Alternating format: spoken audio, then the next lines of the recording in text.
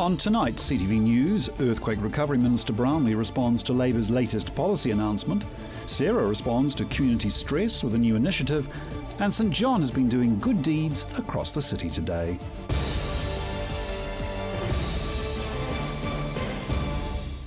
This is CTV News. I'm Grant Mangan. The Christchurch City Council is confident it will regain accreditation after the audit is completed by the International Accreditation of New Zealand. It's been almost a year since the Christchurch City Council was stripped of their accreditation to issue building consents. The first territorial authority to be stripped of the accreditation after the council failed to address concerns that arose over the length of time it was taking to issue the building consents. The Christchurch City Council is now confident the changes made will see the organisation regain accreditation. The government appointed Crown Manager Doug Martin to oversee the council's consenting operations. The consenting operation has been completely renovated, systems, processes and personnel put in place for the new accreditation bid. A team of 8 from the International Accreditation New Zealand will examine the council's building consents operations for 2 weeks, testing that it's up to standard.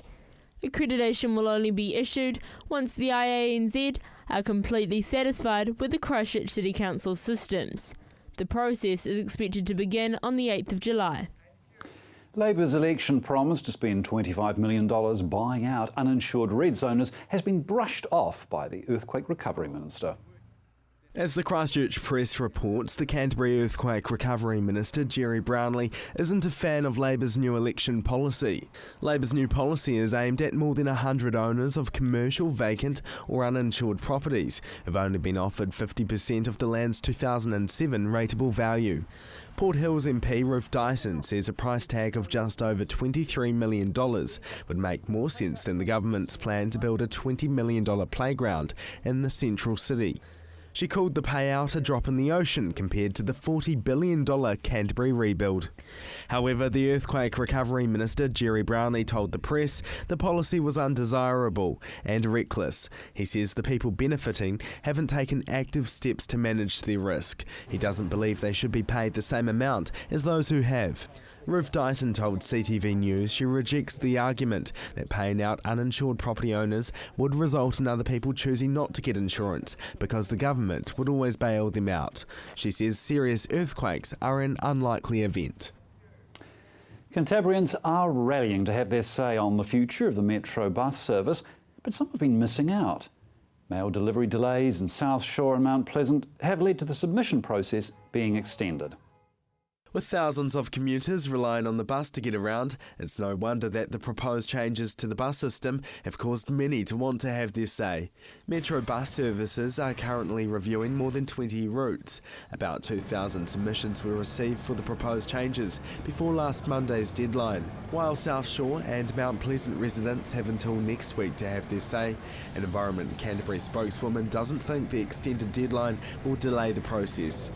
A community development worker told the Southern View more than 160 Bishopdale locals sent in a submission, some filling up the entire page with their ideas. Some of the common issues raised included concern over losing services that don't stop outside medical centres. The changes will come into place later this year. Dredging the local rivers following the flooding could be an option, but at what risk? There's been calls to dredge the Avon and Heathcote rivers following this year's recent flooding in the area, but experts are warning that may stir up years of toxic sludge. Christchurch waterways are tainted with arsenic, copper, lead, mercury and zinc, with many of those toxins coming from everyday sources through the stormwater systems, from brake pads on cars and tyres, and runoff from roads, house roofs and car washing. The worst affected areas in Christchurch include Addington Brook, Riccarton Stream, Dudley Creek and Horseshoe Lake. But experts warn there are issues around dredging. A spokesperson from Waterways Centre for Freshwater Management believes there are few cases around the world of urban rivers being dredged because of the disturbance to sediment and the cost. A spokesperson from the Christchurch City Council believes legacy toxins do not always break down. There are 2 layers of sediment found in rivers, and that bottom layer is unstable. Introducing air to this layer can release metal or other containment bound into the water, stressing the importance of needing to know what is in the sediment before removal. Locals are still feeling the stress 3 years on from the earthquakes, but Canterbury Earthquake Recovery Authority is doing its best to help them out. More than 3 years on from the February 2011 earthquakes, and locals are still feeling the effects of it all. For some people, they feel that their recovery is beginning. Maybe their house is being repaired or rebuilt. Some of the other changes in their lives have probably bedded in. But for a lot of people, it's really hard, and it's hard waiting. And so help with the waiting is an important factor. Michelle Mitchell is Sarah's Deputy Chief Executive of Social and Cultural Recovery. She's been involved with response and recovery work since the September 2011 earthquake. Following the large shakes, people faced anxiety from earthquakes and aftershocks.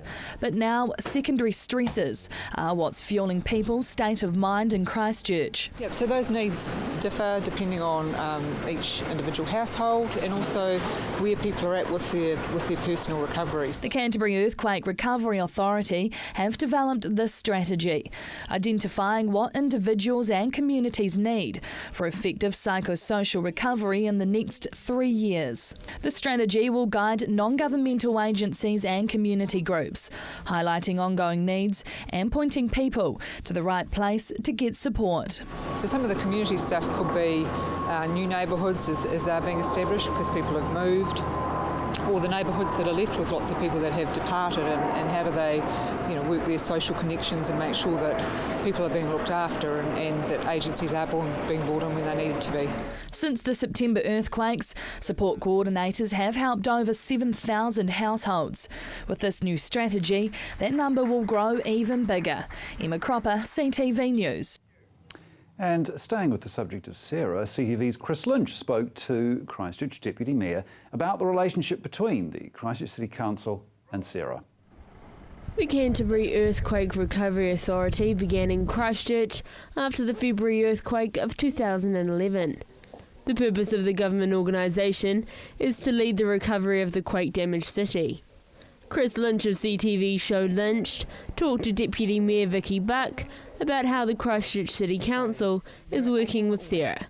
I can understand that if you come in with a lot of government money, you're going to want a lot of say. So I can understand why they're there. I think we can look forward to a time when that reverts to very local control, and we need to plan for that. Sarah's Chief Executive Roger Sutton said earlier this month the government organisation may still be around after 2016, when its special powers are taken away. Deputy Mayor Vicky Buck isn't surprised that Sarah might be around longer than they originally let on. I think that's to be expected. A number of those contracts will still be in place after 2016. But I think what we need to do is make sure that we're working together and make sure that what we're working on everything comes back to the city having control, or to the local people having control. Deputy Mayor Vicky Buck says to avoid the miscommunication or doubling up of information, elected members of the two organisations meet weekly. There's duplication, and so one of the things that we've started doing, and probably the best thing we've done in relation to that, is that the CCDU people come in every Monday afternoon and spend 2 hours with the whole council and work through a range of things, and that's only an arrangement that's 3 weeks old. Vicky Buck says she loves the meetings, but it's taken a long time to be put in place. The Deputy Mayor believes they are helping make the Christchurch City Council and Sarah more efficient. The cooperation between the council staff and CCDU and Sarah has been ongoing. That's been there. But there has been some reluctance to talk to elected members. And obviously that means a whole lot of duplication in terms of people rebriefing everyone. Creating better relationships between the earthquake recovery and the council creates long-term benefits for the people of Canterbury. The cool thing is that there are solutions and that they are being put in place. So that's now sort of getting to the point where it will become a habit, and we just sit down and debate a whole range of things. And that's a way, way better way of working. It's so much better. Working together to create Christchurch into a better place. Joelle Batista, CTV News. A silent protest of the fence of Centennial Pool has been torn down. Close to 24 togs, speedos and bikinis used to line this fence. Last week, passers-by were strapping their bathers to it in one last act of defiance as Centennial Pool was demolished in the background. Tying togs on a fence seems a bit odd, but it's perhaps a way of celebrating the swimming that has happened here. It's a sad time for Christchurch, again, when arguably this is a savable public facility. However, it wasn't long before the togs started to disappear. Justine's told CTV News how disappointed she is with the removal of the togs. There's no proof to who took them though. The demolition of the pool will make way for the Margaret Mayhew family playground. Christchurch Central Development Unit Director Warwick Isaacs says the demolition is a significant step forward for the playground and will allow the construction work to begin later this year. However, Justine Ottey is disappointed by the demolition. I don't see how this is related to recovery of Christchurch. We have very few community swimming facilities, and they're pulling down another one that was easily repairable for $1.8 million over the insurance money. She would also like to see the togs return to the fence. Marcus Gibbs, CTV News. Coming up, fundraising enables vital new equipment for St John's Ambulance.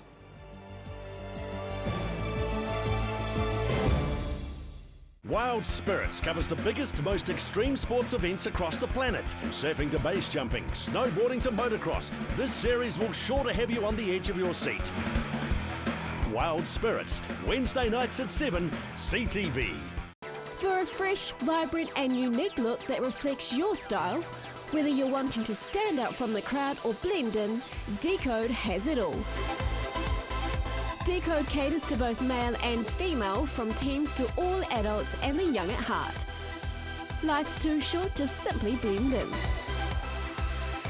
Shop online at decodefashion.co.nz or in store at 220 Stafford Street, Timaru.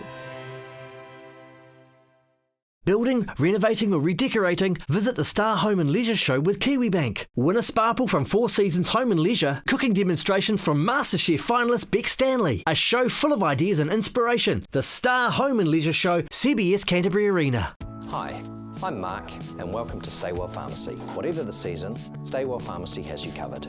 As an integrated pharmacy, we stock all the well-known pharmacy medicines, as well as quality nutritional and herbal treatments. Our team of pharmacists and full-time naturopath are here to help you find the products and advice to suit the needs of you and your family. So come in and see us at Stay Well Pharmacy, 27 Shands Road in Hornby. Stay Well Pharmacy, live well, stay well. We all know the best thing you can do for your body is eat fresh foods in their natural state. The same applies to your skincare. Southern Skin provides a skincare range with fresh, locally sourced ingredients, plus natural preservatives and emulsifiers to produce the best nourishment for your skin to unleash your healthiest complexion. New Zealand olive and aloe skincare for young or old, men, women and children. There is a product in the Southern Skin range for you. southernskin.co.nz. The world has a great deal to tell. Journalists from across the world report on their home nations and the experiences of the people who live there. World Stories.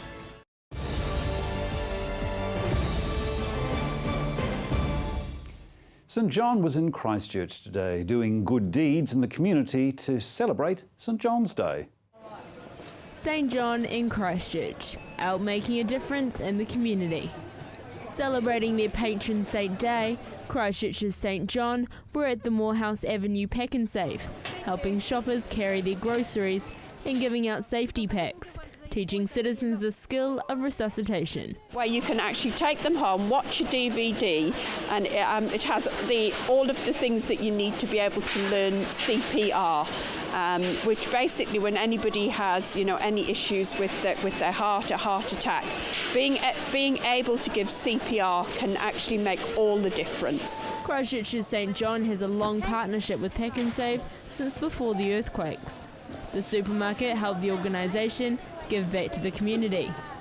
Pack and Save store manager Darren Clark says customers responded well and he was thrilled with the work being done. Pack and Save Morehouse and St John's have got a big history together, so it's great to have them along today helping our customers out, the oldie, taking groceries out to the car, giving out CPR packs, so it's a real privilege to have them here today in the community. The 3 Steps for Life packs include a sweet treat, how to do CPR DVD and 2 pillow pals.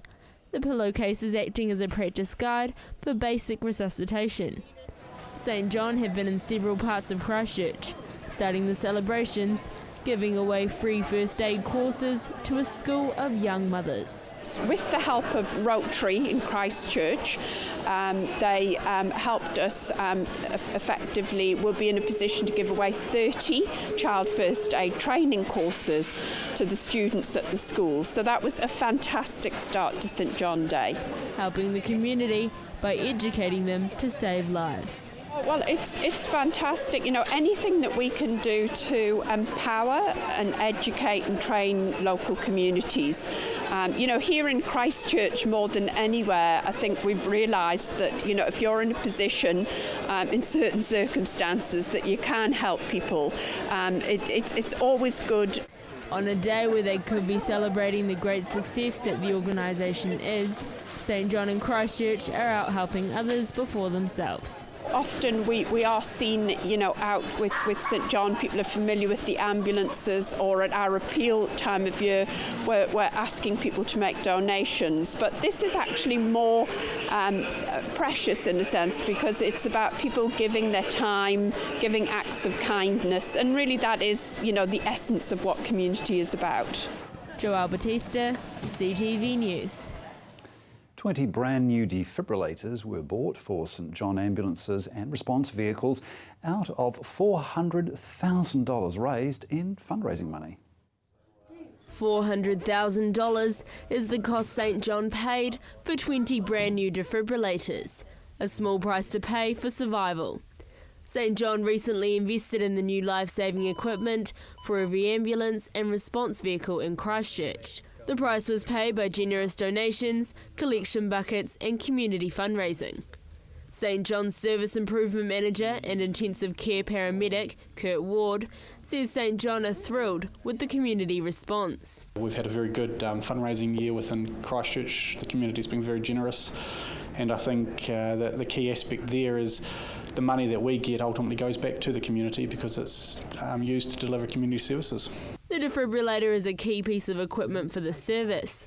The machines are used to restart the heartbeat in instances of cardiac arrest, but also to monitor blood pressure and the heartbeat rate for almost every patient that enters the ambulance. In his 10 years working as a paramedic, Kurt Ward has seen so many lives saved by the defibrillators, he's lost count. Within Christchurch, there's normally about 1 cardiac arrest in the community a day, so about 1 patient a day would receive a shock from us, sometimes multiple shocks. In regards to all the other functions, so blood pressure, heart rate, oxygen saturation, every patient we come in contact with gets a very simple set of those baselines. So every patient that we go to has some sort of involvement from the machine. This is the first time for St John and Christchurch that all the machines are the same world-class brand. Consistency across the fleet is important, as defibrillators need to be replaced every 8 years. Kurt Ward says this opens up opportunities for the service to improve. Early identification of symptoms are sent to the hospital, allowing them to be ready to tackle the problem head-on. This means that the right vital signs are sampled and allow us to transmit them to a receiving facility so we can ensure that the right teams are mobilised early on, especially in regards to heart attack patients or stroke patients. Learning about the many functions of the machine, I was connected up to test it out. So what does my heart rate tell you? Sure, so we'll do a wee print. So we're pushing the print button over here. I'm upside down at the moment, so just excuse that. So when we look at ECGs, we look at a number of things, rate, rhythm, regularity, and all the wee spikes to make sure all the wee spikes are in the right area. So when I look at your ECG, all the spikes are where they need to be, all the perimeters of the widths of them are fine. and your heart rate's sitting in around about 80 beats per minute. So for your age, that's perfectly fine and normal. St John would like to say a big thank you to all who gave, helping them save Canterburyans daily. Joelle Batista, CTV News. Very pleased to know Joelle is alive and well and will be back with us reporting tomorrow. Still to come, a popular local attraction is heading to the Edinburgh Fringe Festival.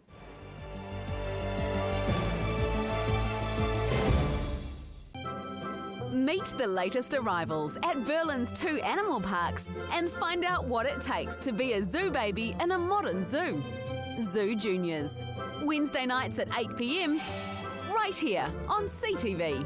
Blackwell's has a proud history presenting leading vehicle brands, extensive backup and service for a total one-stop driving experience. Holden, Mazda and HSV new and used vehicle sales, servicing, parts, paint and panel, Isuzu truck sales and service, all together in one convenient location. More selection, more value, more quality and more reasons to make Blackwell's your #1 choice. Visit Blackwell's today, corner Waterloo Racecourse Road, Sockburn or online at blackwells.co.nz.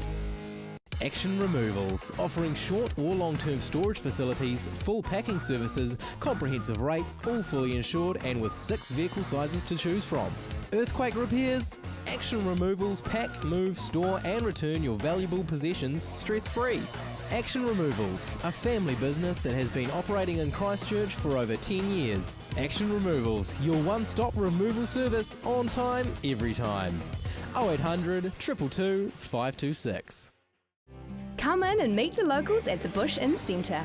Whether it's to grab a coffee on the go or to catch up with a friend over lunch or dinner, the Bush Inn Centre is the perfect place.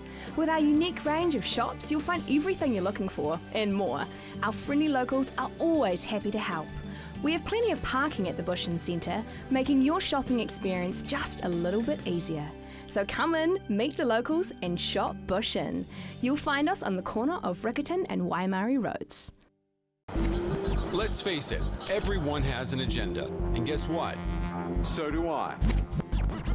Every week, I'll pick 3 stories that grab my attention. Agenda with me, Brent Goff.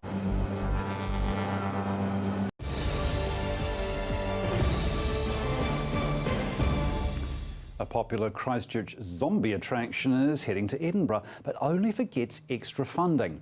To help them get there, zombies will be raiding a Christchurch mall this weekend.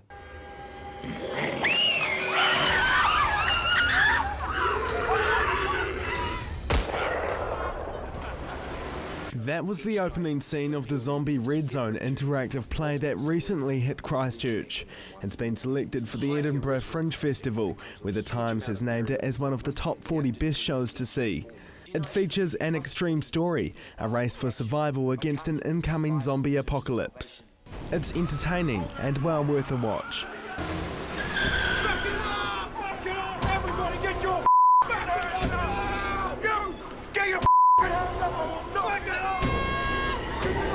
To help raise funds to get the show to the festival, zombies and soldiers will be running loose in Eastgate Mall over the next 2 Saturdays. There's no need to be afraid, the zombies will be contained within an empty shop inside a cage. Zombie merchandise will be on sale, as well as raffles.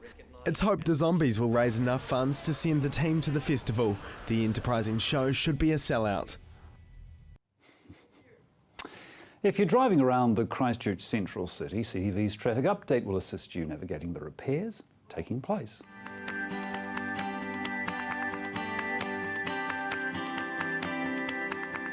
Hello travellers, to help you plan your journey around the Central City, here's a few tips. Make sure you avoid the following areas, otherwise you'll end up stuck in a jam. Durham Street is still down to 1 lane from Salisbury Street to St Asaph.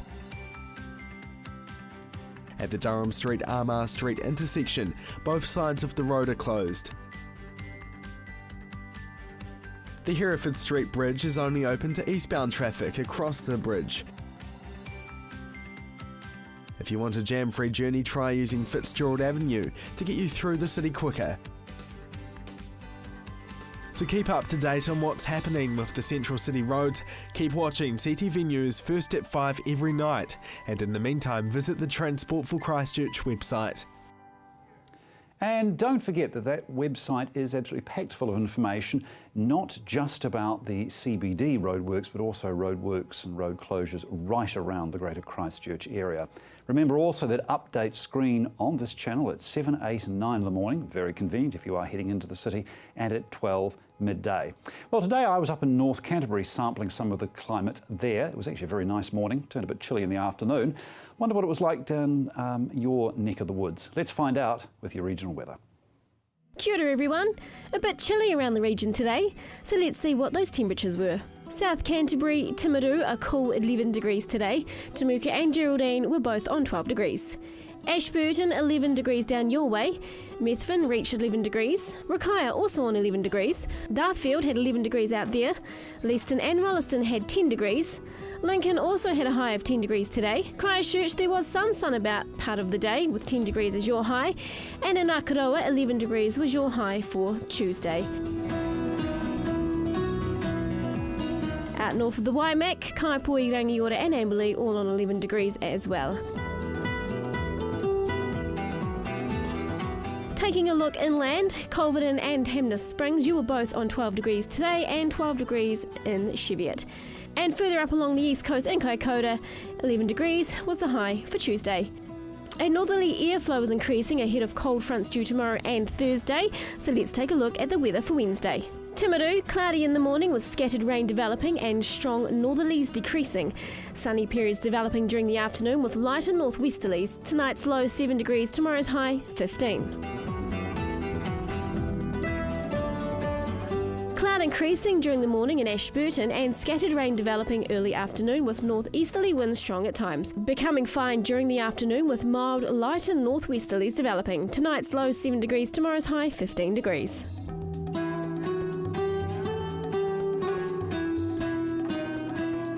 Cloudy and windy at first in the Garden City with gusty northeasterlies, then scattered rain in the early afternoon. These will be followed by clearing skies and mild temperatures as winds ease. Tonight's low 7 degrees, tomorrow's high 16 degrees.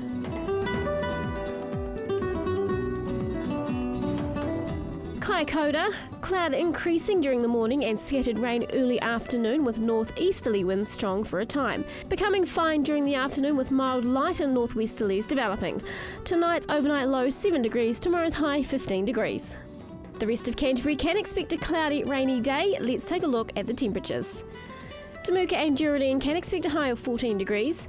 Methven, you can expect 14 degrees tomorrow, and 14 is expected for Rakaia. Darfield, you can expect 14 degrees tomorrow, and Leeston, 15 degrees for you. Rolleston and Lincoln, 15 degrees, and over in Akaroa, you can expect cloud and rain as well, with 15 degrees as your high for Wednesday. Out in North Canterbury, cloud around for Kaipoi, Rangiora and Amberley at first, and that rain will settle in the afternoon, and you can expect a high of 15 degrees. Culverden, Hamness Springs and Cheviot, well, a cloudy and rainy day for you as well, with 14 expected for your high.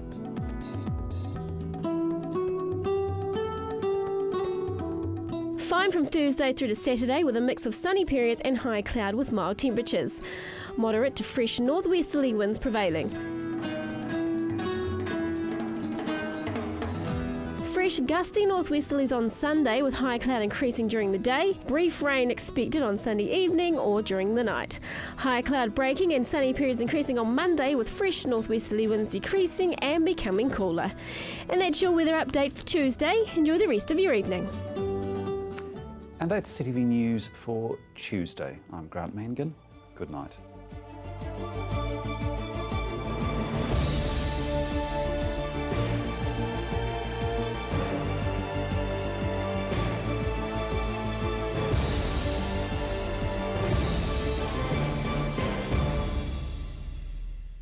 Supporting local content so you can see more of New Zealand on air.